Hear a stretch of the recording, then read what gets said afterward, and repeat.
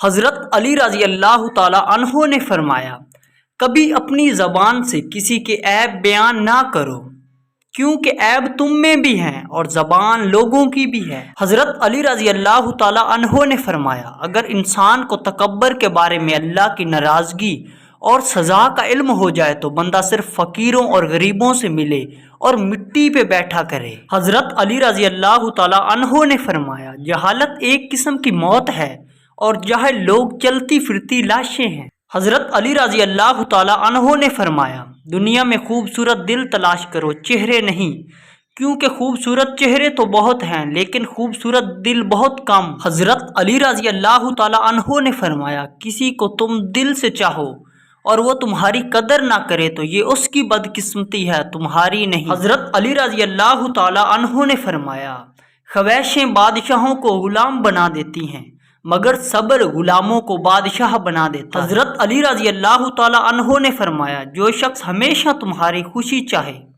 اس کا اداس ہونا تمہارے لیے فکر کی بات ہے۔ حضرت علی رضی اللہ تعالی عنہ نے فرمایا، انسان کے جسم کا سب سے خوبصورت حصہ دل ہے، اگر یہی صاف نہ ہو تو چمکتا چہرہ کسی کام کا نہیں۔ حضرت علی رضی اللہ تعالی عنہ نے فرمایا، جو لوگ برداشت کرتے ہیں ان کے ساتھ اٹھو بیٹھو، اس طرح تمہاری قوت برداشت بڑھے گی۔ اگر آج کی ویڈیو اچھی لگی ہے تو چینل کو سبسکرائب کرنا نہ بھولیے گا۔ اللہ حافظ، ملتے ہیں ایک اور بہترین ویڈیو کے ساتھ۔